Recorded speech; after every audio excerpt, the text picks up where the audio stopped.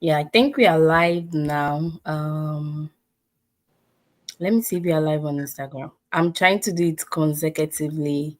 Okay, we are live on Instagram too. Okay, that's fine.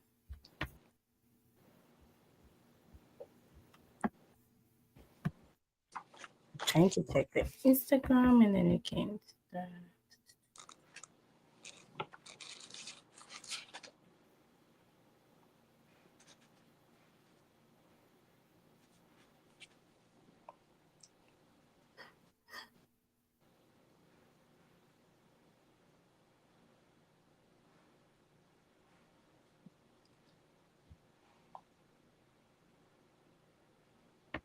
Yeah, I don't know if the Instagram is working. The Instagram YouTube live is easier, so Yeah. um, I'm new to the Instagram live. I have to get myself together.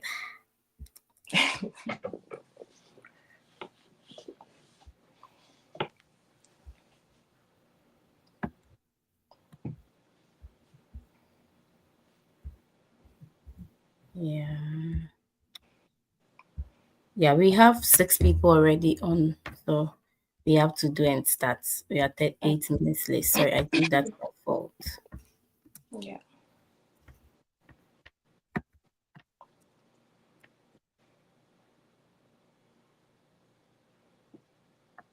Mm, I did this yesterday. The yeah, they said I'm live, but I can't see it on Instagram.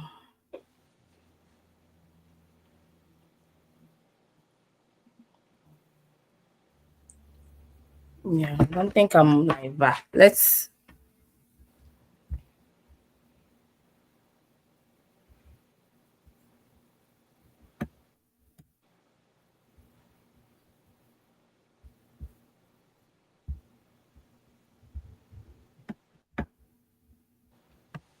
Oh, I get it.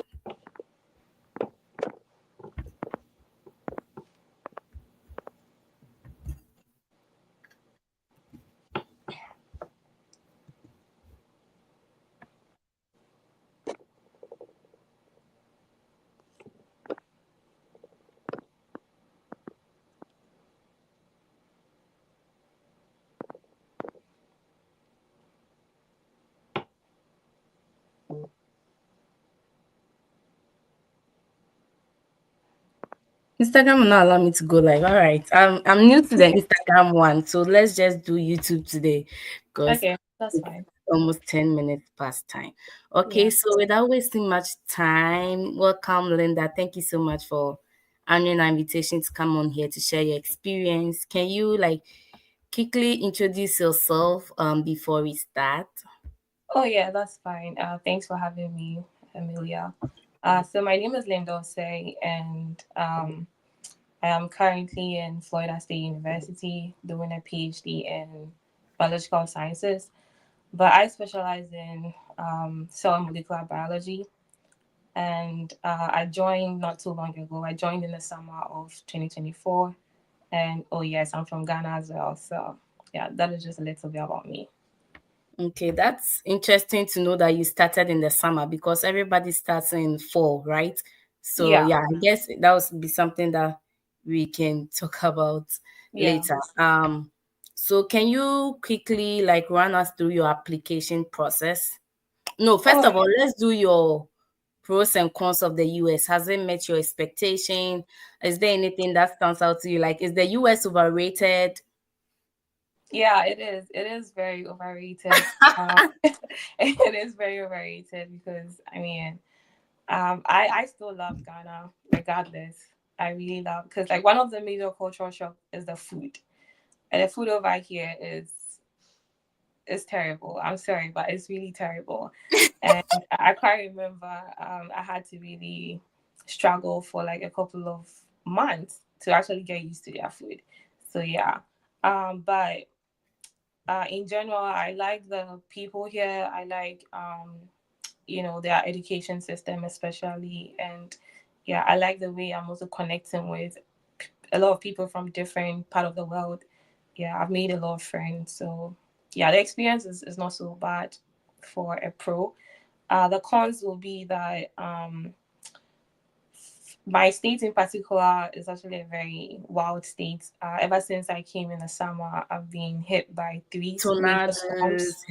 That which hurricanes, is very yeah, scary because I quite remember I like whenever there's like an alert, I want to go home. I really want to go home because I keep yeah, telling myself I didn't come here to die, you know. So it's yeah, this is like one of the major cons for me. yeah.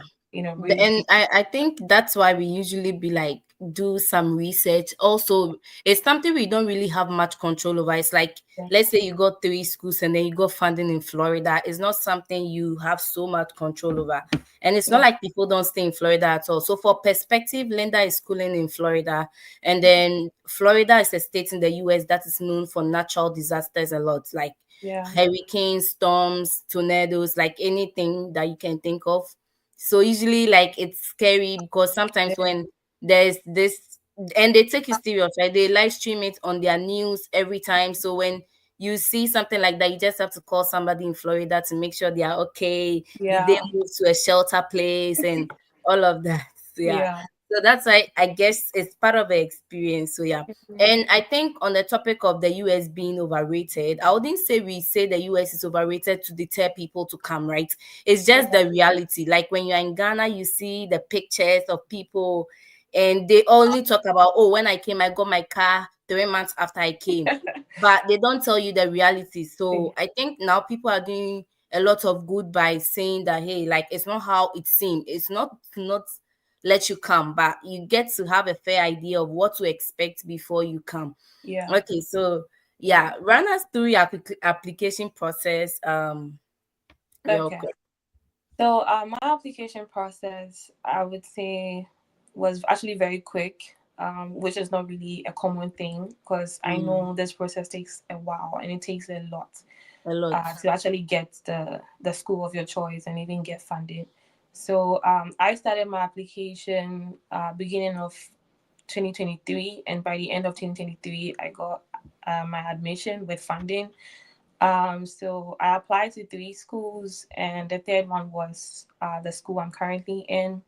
So with the process in general, the very first thing I did was to send cold emails to professors because they have majority of the funding. Yeah. So I sent out cold emails to them. I got one who was really interested in me, but it didn't come easy. Before he even gave me the green light to come, he had to also do, I think he made me do a couple of tests just to test if I'm smart enough. I went Mm, through a couple of interview sessions. I went through a couple of meetings with him.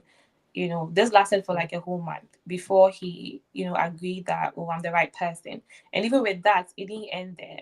I had to also go through departmental interviews just to also prove to them that I'm worth the opportunities in FSU. So yeah, that was generally how my application yeah. process was Okay, I like. guess that was pretty simple. And it really helps if you do have a professor that says that, hey, like apply, right? That Yeah, one is like you are just going through the process, but you know for a fact that your funding is guaranteed. Now, yeah, I'm more curious about what they asked you in your interviews. Like, if you can think about a couple of them, because like we do say, reach out to professors. And then when they are scheduling emails, like meetings, you really don't know what to expect, right? Because yes, they have their own set of expectations. So yes. can you briefly like talk about some of the things that they asked you? Yeah, I would say that first of all, we actually exaggerate so much on our CV. It's so terrible. Like we exaggerate so much. Like I literally had just very simple expertise and experiences, but on my CV, Jesus, it And was that's what it was got you here. That's what yeah, got I you here. mean, So it's not bad, but enjoying the interview process, like you might probably swear at wrong places because they would ask you, like, so far as you've put it on your CV, it yeah. means like you like whatever is in there is exactly how they see you.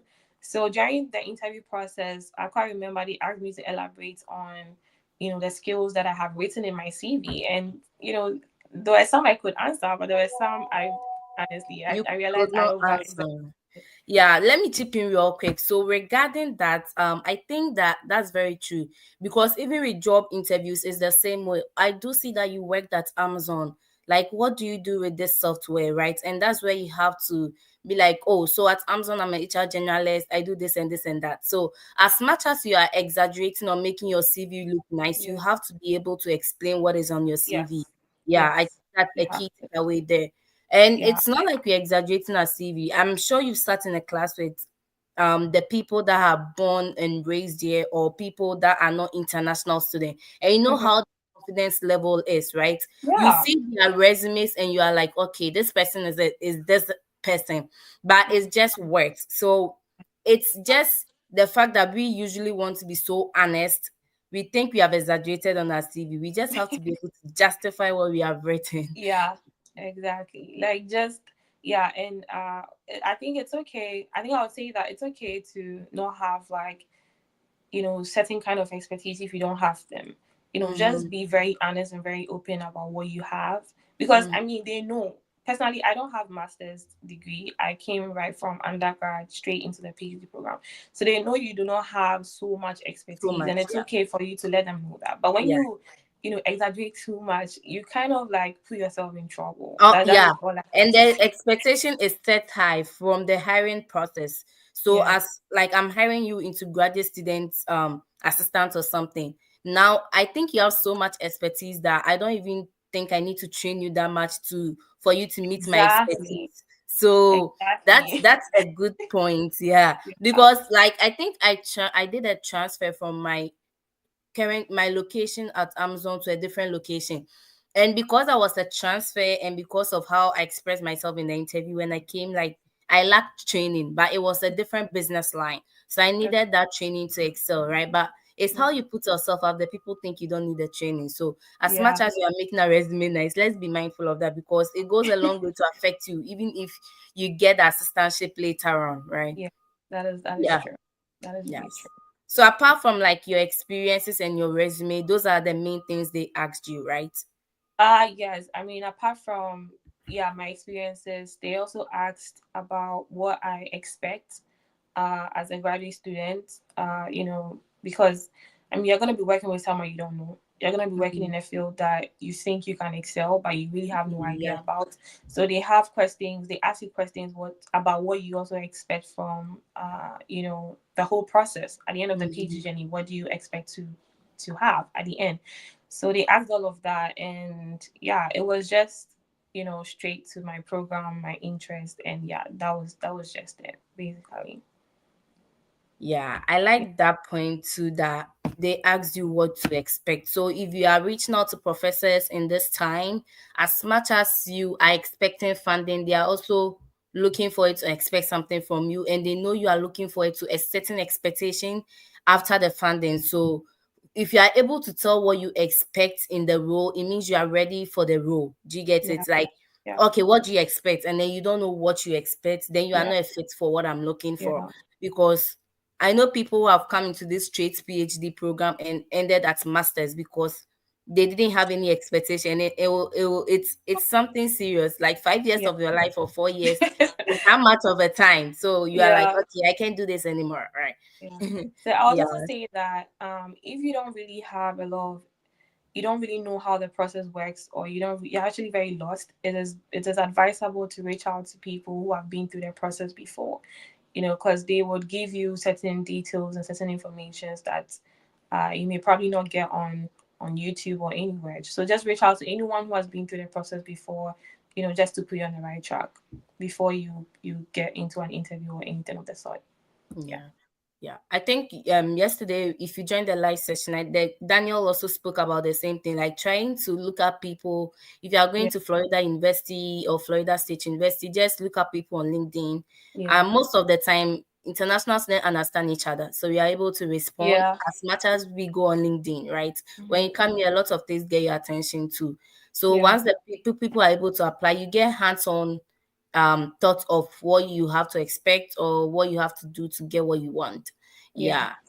So if you are supposed to start the application process again, right? What is one Mhm. thing you wouldn't want to do, or this is like a deal breaker, I'm not doing it again? Yeah.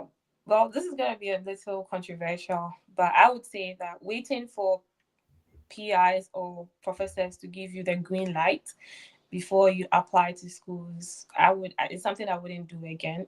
It Mm, is good to send out cold emails, don't get me wrong, and it is good to always, anticipate to get the right, or positive responses. But then when I came here, I realized that there were a couple of Ghanaians and Nigerians, or even like international students, who had been through the same process but did not send out any cold email to anybody. So all I'm trying to say is, these professors are very busy, and they may not be going, through their mails all the time to, check, respond your mails. But if you feel like you have a very good academic transcript, you have a very good, chance, just apply. Just go ahead and apply, because most PhD programs are fully funded. So there's a higher chance they're gonna get some kind of assistantship, right? So mm. for something I wouldn't do again, it would be to just wait till I get a green light before I apply. I just wouldn't do that anymore. Actually, that's surprising to me, and I'm sure you guessed right that it's going to be controversial because usually Yes. we are like, reach out to professors, let them give you the green light. At that point, it looks like you are just going through the process, right? Yes. And to say, okay, I think that's a very good point too, because usually people are like, okay, I've not gotten any professor to give me the green light. Doesn't mean that I shouldn't apply.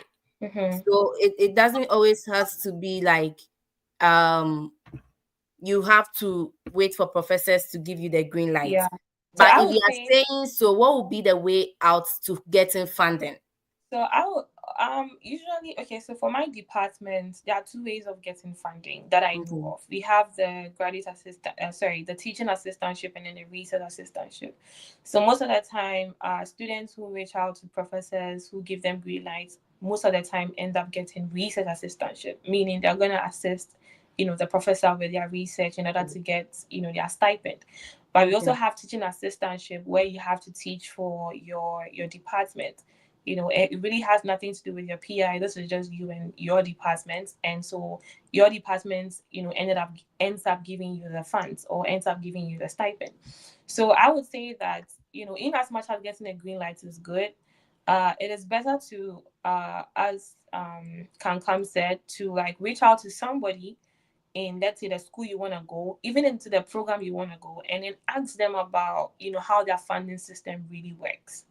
Because if you come to my school and my department does not really care so much about cold email, you waiting for someone to give you a green light before you apply would really be a waste of your time, because Mm-hmm. they are funding for, for you, even as a teaching assistant, without necessarily going through a research assistance section. So yes, just reach out to anybody who has been through the process, especially in the school you want, the program you want, and then ask them more about their funding opportunities. So Yeah. if I had done that with FSU, I don't think I would have waited, you know, for so long to get a green light before applying to schools. But this may vary, with, Yeah, so what schools I'm and getting from what you are saying is that we have made it like the standard process to reach out to PIs or professors before you Mhm. get the green light and apply. But Yeah. there are departments that are not operating solely based on this analogy, right? There are Yes. other people who have funding available even without the PI's consent, like Yeah. they're able to place you where you fit. So Yes. you have to find what works for the school you're applying to and do that accordingly, correct? Yes. Yeah, That's I exactly. think that's something to know because I personally would always advise that you reach out to a professor, and it becomes a barrier for especially business students because Mhm. how many professors have funding, right? It's more Yeah. of departmental stuff. So Hmm. that's a good point to take away if Yeah. you are facing this problem at this time. Yeah. Okay. And then what was one thing that you did not do that you wish you would have done or would you yeah, you wish you would have done? Okay. So I think one thing I wish I had done was to start the process early. I was just very lucky that I started within a year, and by the time the year ended, I got admission. But if, the situation wasn't as it presented itself, I would probably still be going through this process even now. So I wish I had started the process early, because this process is not really guaranteed. Someone may start it, at the same time. The person might get it, you might not. Someone may take 3, 4 years to get one. Someone may take less. But whatever it is, I just really wish I could have started this process way early. So You you know, said you started in what month? I started in January of 2023, and by December of 2023, I got my admission for the summer. January of 2023. Yes, And then you got your admission in. in December 2023 for the summer term. Oh, Yeah. okay. Yeah, so somebody is asking, Hmm. please, can you apply for straight PhD program with a BSc degree? I think that is what Linda did. So, Yeah. Linda, can you just walk us through like what was like the requirements or something? Okay, so yes, you can apply to a PhD degree with just your BSc degree, and the only thing they require is, your CV, your transcript, your recommendation letters. And then for me, I didn't have to write GRE or any of those exams because my school wasn't requiring them. And so, yeah, you don't really need anything. These are the major things you need to have to apply for a PhD program. Yeah, just be very confident in yourself. You need like at least 3.0 GPA to even get into a PhD program. Which is not so difficult to get. Especially, I'm speaking from a Ghanaian point of view. Perspective, It's yeah. not Yes, it's not so difficult, depending based off on how our grading system is like. So yes, you can apply to get a full funded PhD with just a BSc degree. Yeah. Okay. Yes. Yeah. Okay, and I'm trying to get my questions back. Oh no, that's okay. Yeah, so if you have any questions, you can drop them in the comment section and then we can look at how we can answer that for you. Okay.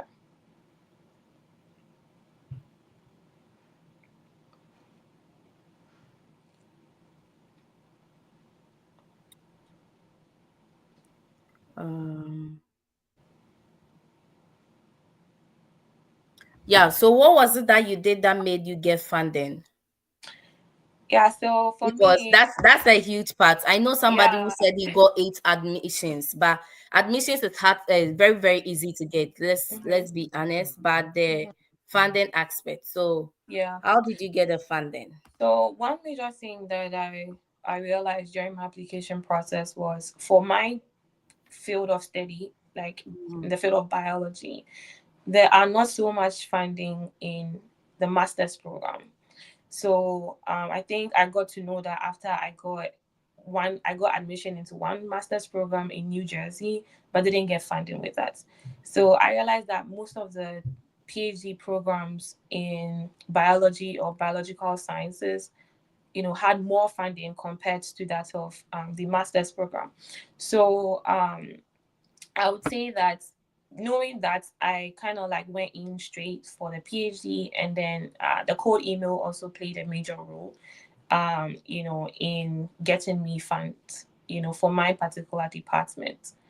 Yeah, so those are like the two major things I would say played a role in getting me Okay, funds. so the two major things is knowing that your program does not provide enough funding for the master's program, which will bow down to doing your research for what program you're applying to, right?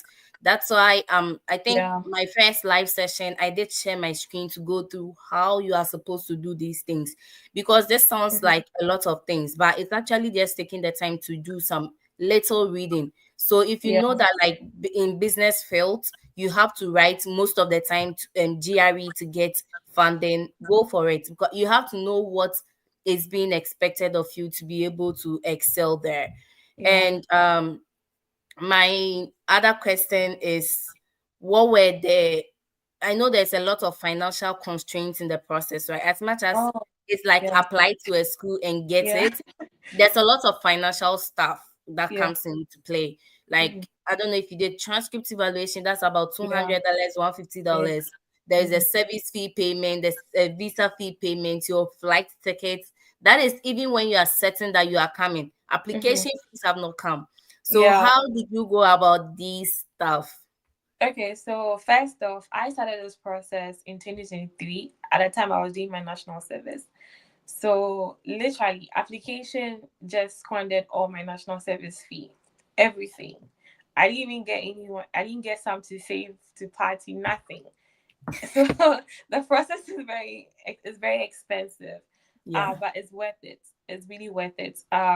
So apart from the fact that application fees and result evaluation took all my national service money, even after getting admission, from my service fee to my MRV fee, my plane ticket, and even money for clothes, food, and pocket money to the US, I spent like roughly around 2,600 dollars. Sorry, $2,600. So that should be like around like 40,000 Ghana cedi, 50,000 Ghana cedi. So yeah, that was expensive. It's expensive. Yeah, And that was yeah, really I actually like the fact that you started during your national service. A lot of us yeah. that are being unsuccessful is we are doing it because we have exhausted options for staying in Ghana, right? Mm, So we become so desperate that we are doing applications, but we are not doing them in a quality way, right? way. So Yeah. that's a good point to mention. And the fact that you were getting some funds from somewhere. So if you are working, it's like to study abroad is an investment. Like Mm-hmm. you had to sacrifice some form of comfortability to be able to pay all of these things. So people are working, but they don't want to use their money to do any of these things. And they want to reach out to people abroad to support Yeah. them because they think people abroad don't use their money for anything. I guess that's the perspective.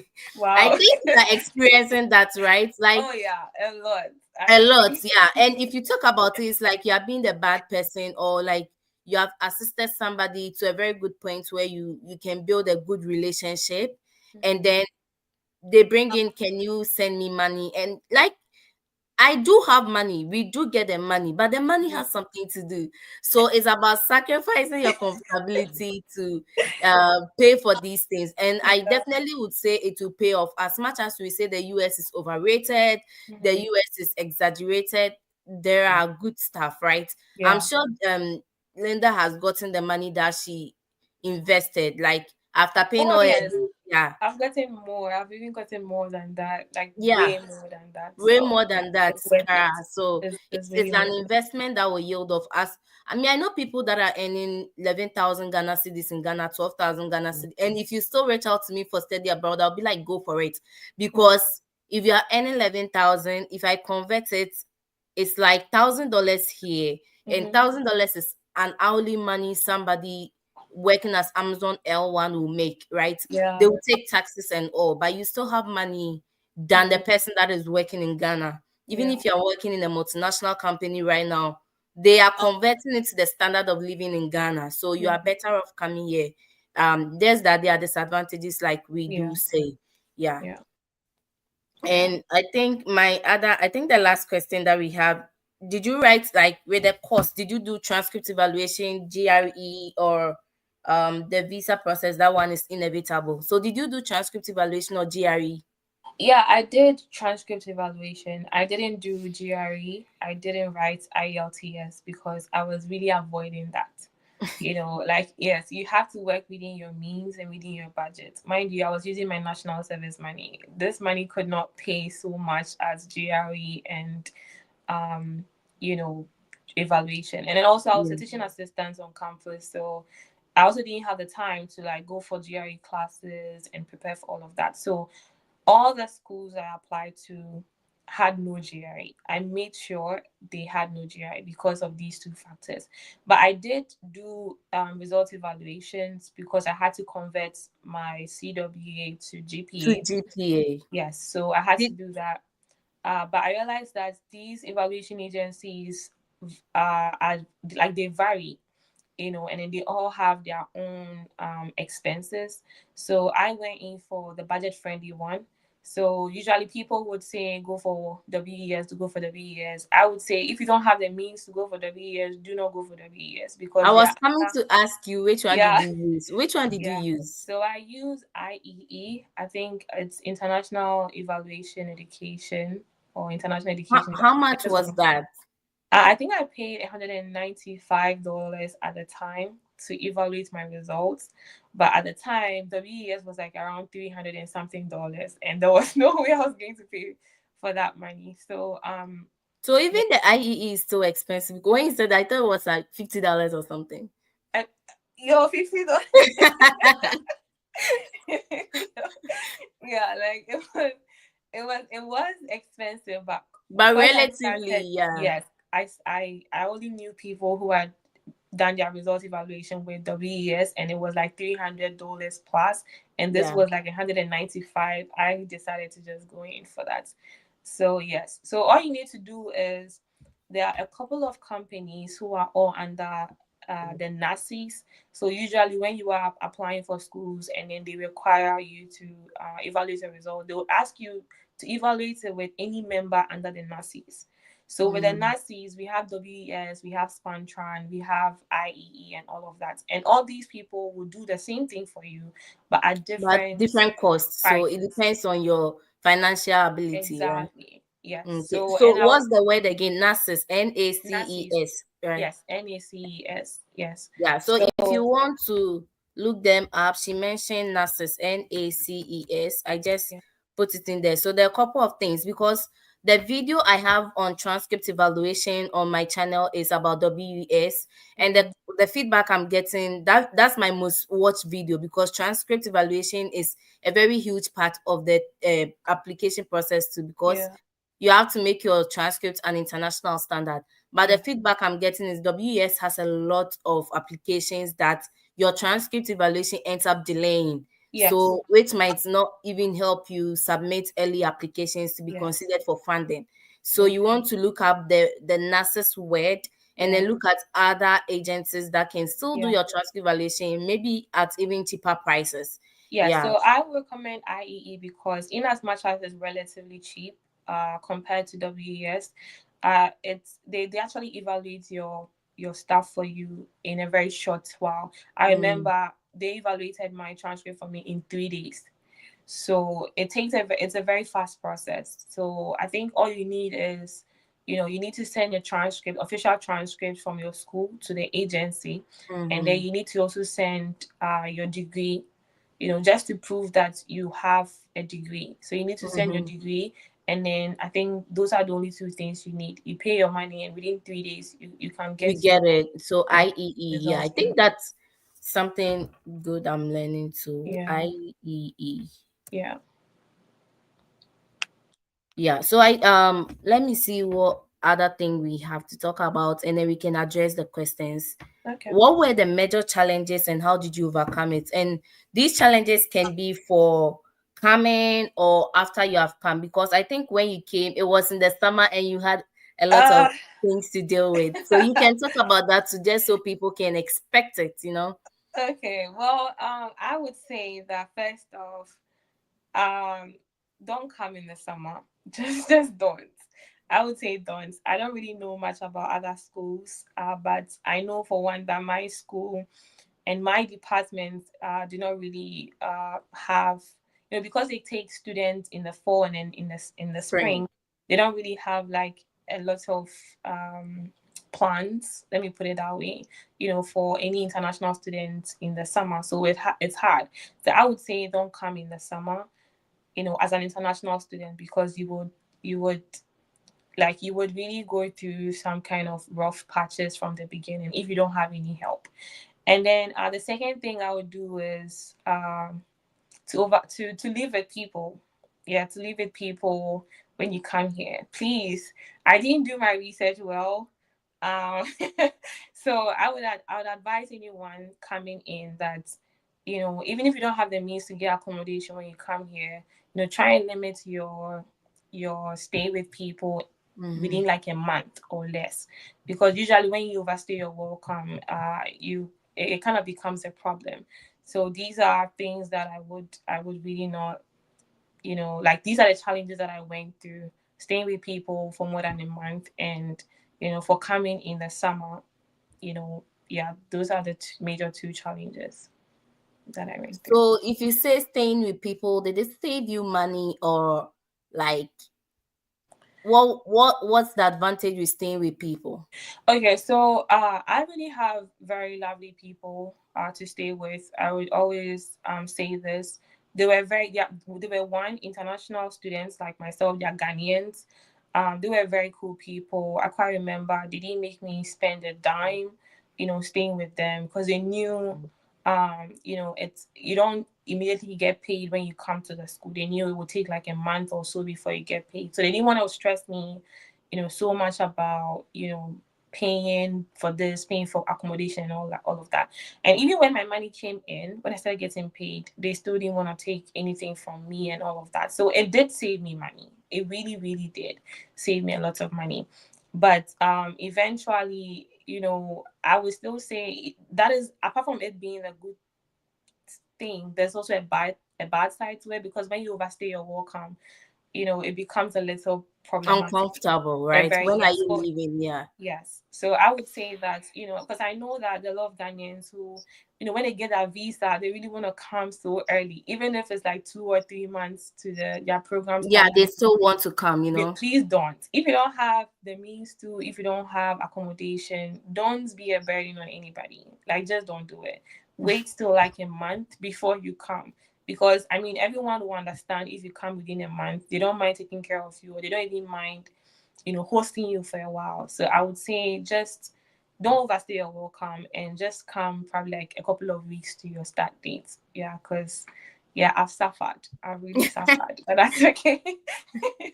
Yeah, Yeah, it's fine. It's worth it. yeah, Yeah. yeah, yeah. It Um, is. So yeah, those were challenges. don't overstay your welcome. Don't And overstay. Oh, don't. if you get your visa to, like, as much as you might have gotten your visa early, make sure that you are being calculative, right? Because if Linda is going to be honest with you, one thing that has not stopped in this place is rent. Like, whether you're a student or like, as Oh, much as when you work, the money come on the first of the month, or mm-hmm. even way before. Let's say some of the month it comes 29th, or like your money comes, you don't ask anybody for the pay, right? It's like Mm-hmm. automatic, which is a cultural shock to me too, because in Yeah, Ghana you have to train your employers before you get the money. You get the money, but once the money has come, there's a lot of calculation and planning, because yeah, you have to pay your rent, you have to stock up your groceries, you have yeah, to, if you have a car and you're paying on monthly basis, you have to pay your car, you have to pay insurance, you have to pay gas, miscellaneous stuff, like what yeah, am I getting for myself this month? You have to send money home. So if you come, all of these expectations are right from day one. So yes, if you are renting on your own, all of these things, imagine you're taking a stipend of 600, you don't even know where to go, get groceries, you don't know the bus system. But if you have stayed with someone for 1 month, you know how to go about things, even where to yeah, find an apartment. And I think 1 month is a good time to yes, find an apartment, like one yes, that you can actually go see if this works for you. yeah, You can meet your roommates firsthand. So yeah, as much as we do advise that you get your accommodation before you come, also finding somewhere to stay for 1 month and sorting these things out can actually be helpful. yeah. It Yeah, really can. yeah. Just don't overstay And welcome. don't overstay your welcoming. That's Linda's problem right now. Someone said, please, what are the things you should include in your CV when applying? So I quickly have a tidbit. Like, if you're applying to as an international student, I would say that you should have a resume template. I don't know if you have my email or something, but I can share a resume template with you. I don't think the template I have is logged. So you want to emphasize, and I'm saying this because one of the advantages I experienced in grad school, or one of the cultural shocks as well, is how they were invested in our career path as well. So they have career management centers, and then they gave us a resume template. The difference between that resume template and the one we have in Ghana is Ghana is more of like elaborating on your experiences. But the resume they gave us, they have projects or research that you have done. There's a section where you can put your project or research. And to think that you don't have any projects is actually an insult to your undergraduate degree, because they actually asked us, like, what are some of the courses you took? What were some of the projects you did? And it made us think so well that I can share my screen. If you look at my resume, there were things that I did in grad school. It was just like we will form mini groups in class, right? And then we have to deal with a real life solution. Like this company, like I was a business that this company is going down in revenue and they had to come up with a change management plan. That in itself is a project, because if you are being hired, these are the things they are looking out for. So I don't want you to think outside of the box what you are supposed to put on your resume. Just think about the courses that you have done, the Yeah. projects that you have done. If you are working, some of the mini projects that you've worked on, like maybe in Amazon right now, I'm working on an onboarding plan. So you can put that onboarding plan, not necessarily like a job experience, like you have to be a TA to put all the TA stuff on Yeah. there. So it's just the little things, thinking deep, like have I done that I can elaborate on to make it sound good, right? And I think one thing I did in grad school was a capstone project where we had to travel to like the company and then be like consultants. And that thing on my resume has gotten me a lot of opportunities. So it's just the little things that you have done and how you craft the them. Yeah, Yeah. Linda, do you have anything to add? Yeah, I would just say, yeah, I think I even learned this thing you just said over here. Yeah, because I really made a lot of, in fact, I have a lot of nice friends like Doreen. You know, she would tell you the little thing matters. You might think it might not be important to you, but then this is actually some of the things they look out for. Yeah, So it could be very minor, volunteering thing, something yeah, very very minor. Just put them there because that might be the one, you know, they might even be interested in more yeah, than even your professional stuff. So right. yeah, you said everything. You said Yeah. everything. And then someone said, would you advise an Empower loan as an option for not getting a funding assistantship from the department? I would say my point of view, and then Linda will Okay. say hers. So my point of view is I would advise Empower loan, because as much as we all want to get scholarships, it's not that easy to get scholarships, right? And Empower is an institution that set themselves apart to provide. They know that these constraints exist. The only thing is the payment plan and then getting your visa approved to Empower loan. And I bet you there are a ton of YouTube videos, even on my channel. I think I have 3 videos that are talking about how to answer, how are you funding your student loan. And quickly I'll run through it. If you are using Empower to fund your student loan, you want to consider a number of things, like how much you are going to earn after school, not in the US, but after you have exited the US, because the purpose of your F1 visa is to go back to your country after you are done with school. So how much are you earning as maybe a biological scientist, right? Let's say 20,000 Ghana cedis. Then you know how much Empower is expecting you to pay at the end of every month after school. So you are telling the visa officer that after school, I'm coming back to work as a biological scientist in Kwame Nkrumah University of Science and Technology, and with this amount, I'll be earning about 20,000 Ghana cedis, where I'll be making my monthly payment of 5,000 Ghana cedis of Empower loan. So it's advisable. It's just that there are extra work you have to do, like do this research, know how to make sure you are tying yourself to your home country. Because the notion is that once you have used Empower, you want to stay in the US to work. That's why people get their visa denied. So it's advisable, but maybe Linda will say it's not advisable because living here is already hard. And now you have to think about paying loans when you Yeah. are in school. So, Yeah. like, Linda, what's your thought? Well, honestly, I would just say that I would say yes and no to this particular question. If you don't, if let's say you're partially funded and you need something small from, you know, agencies like Empower to, you know, support yourself through school, I would say go in for Empower. But if you don't have any funding at all, you haven't also heard from anyone in maybe your school that, hey, you know, even if you come to the school within a couple of years, you can get GA or you can get any kind of assistantship. I would say don't go for empower, like don't go for loans. That's what I would Yeah. say, because Yeah. you know, over here, living here is very hard. The notion is mostly when you come here, everybody thinks you've reached. Everybody thinks like you are the most richest person on earth. So when you get to that point where you need money, or like when you need any kind of assistance, no one is gonna send you money. No one, even if they do, how much is gonna be enough considering Yeah. like the dollar to city So rates? this, So yeah. if you don't have any kind of funding, I wouldn't encourage that. But if you have partial funding, and then you need help in making your life easier Easier. in the US, I would say go in for Empower. Yeah. I think that's a good point too, Yeah. because I know people who have cost of attendance like $100,000, and they are going for Empower for $100,000. Imagine how many years they are going to pay that after school, right? So even as much as you think you might want to use Empower, consider the cost of attendance for the Yeah. schools that you are considering.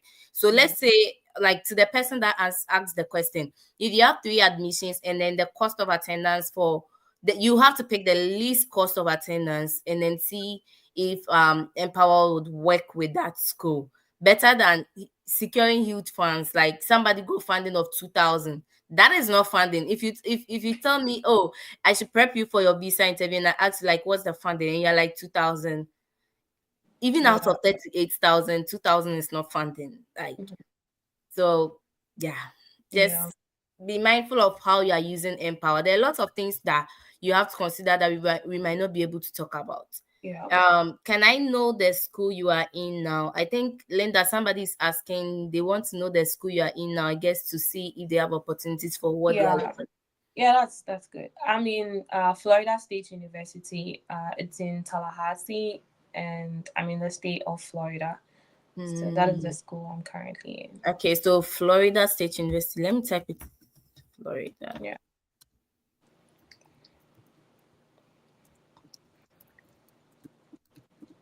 Okay. And yeah, I think we've exhausted. The last question I do have is, please, I have a spring admission at ETSU, which is next year, January. That's Mhm. to resume lectures. And I've not yet gotten a visa interview appointment, whether there's going to be a release date. So what exactly is your question? Is it advisable to defer? Are you asking to defer, or like, are you asking, is there possibility to get visa dates? And that will not be something we can answer, because the embassy is very unpredictable. Sometimes there are dates, sometimes there is not. So um if right now is November, you have not gotten a date yet to be going for your visa interview, November, December, there is still some 2 months to work with, but I don't know. Yeah. So deferring your program, if you do have funding, then I'll say you should work like tirelessly to get a visa date. Like, hunting the visa dates also helps. Sometimes people drop their appointment and you get the Yeah. visa date. But if you don't have funding, there is nothing here to lose. Just look at fall 2025. That would be my thought. Yeah. Yeah, I think there's a lot of people that joined because of Linda. You are having a lot of Oh. shout outs in the comment section. Somebody said big shout out to from Stanley himself, more wins, Oh. Akosia Linda. Yeah. And yeah, somebody also said such a brilliant lady. Okay, so Oh. Linda, you are people's role model. Before Hey. before we log off, do you have anything you want to tell like people that are doing this process, like kind of your last words? Then we end the session. It Yeah. was so So nice talking to you. oh, thank you. I would say that the very first thing I would say is believe in yourself. I would always say this, irrespective of the program you read, irrespective of the background you are coming from, just believe in yourself, because the people here doing graduate school are not like better human beings than you are. So believe in yourself, connect yourself with people who have the same dreams and ambitions as yourself, because the process is very depressing. You might give up easily, but you need to have someone who can constantly like motivate you. And for me, it was my boyfriend. So he was like, telling me, then that you can do this, then that you can do that, no matter the tears and the cries and all of that. Have always associate yourself with people who can motivate you, and then people who also share the same dreams as you are. And then the last thing I would say is join those prayer groups. Alpha Hour, NSPPD, like All of join them, all, eh? join all of them because I Hallelujah mean, challenge, all of you know, them. see, join because you don't know where your breakthrough might come from. You know, because I mean, I would always go to God. Sometimes I'm like, hey, God, like this person started way before I did, or like this person started after I did. You've given this person opportunity. I don't have any. What's going on? You know, so like challenge God, press on Him, like tell Him, Charlie, you need to jack back from the country. So keep Yeah. praying to God, and yeah, everything will be fine. Believe in yourself as well. Everything will be fine. Okay, Yeah. yeah. Linda said Yeah. that surround yourself with like-minded individuals. I don't Yeah. know how much I've said this phrase on my channel. I guess every video I'm like, surround yourself with like-minded individuals. Even when you have reached there, surround yourself with like-minded individuals, because as much as I came with a lot of people, people have dropped out of their work, people are Yeah. jobless now. So surround yourself with like-minded individuals. If it has to be your boyfriend, go for it. Yeah. Lynn, yeah, and the fact that you have to join those prayer groups. Me, I'm a Christian, so I'll say that we do not wrestle against flesh and blood, but Yeah. against principalities. We don't know, like, some of us are coming from really serious families, right? And Yeah. if I say serious, you know it. Like when Yeah. I got to the port of entry in New York, like it was MasterCard, and we were a group of people that were coming. Could you guys believe that only me? Was it only me? Yeah, only me. They took me to the. I think you entered through New York, right? Yeah. No, I entered through IADP. I don't really remember, but it Was wasn't yeah, I easy. entered through New York and they took me to some room be like that. That room you can use your phone. And I didn't know what I've done. The person just took my I-20 and didn't like say anything. It was just like they referred me to the room, and when I entered, they said in this room, like you can use your phone. So even the people that I was working with, they left me. And Oh, they have to go through your process, like your papers again to make sure everything was fine. So yeah. at that point there, the only thing I could say was like prayers, right? Because Yes. it's a port of entry, and then they can bounce you back. Mm-hmm. And like after like sitting there for like 7 to 10 minutes, they brought me a purple thing and they said I was good to go. So even when you have entered the US, like I had entered New York, I've seen Welcome to the United States and all of that. Like you go back. Yeah, so like we not wrestle against flesh and blood. So Yeah. continue to make prayer, like whatever you worship, Allah, God, make sure that you are going to your creator so that he grants you favor. Yesterday I was telling the people who joined too that Mary was a nobody, but when she gained favor, like she was the one Jesus had to come through, right? So Yeah. you need that favor, because for Indians, Asians to reach out to a professor and the professor to pick lender from nowhere, that's Yeah. some favor right there. Things you Yeah. don't deserve should come your Yeah. way. So make sure that you are taking prayer as much seriously. And Mhm. I'll meet you guys on Sunday. Thank you so much, Linda, for coming Thank you through. very much, Emily, Yeah, for having me. yeah. Yeah. So thank you Isaac very much said, for watching. everybody for joining. Linda's Yeah. fans, hi.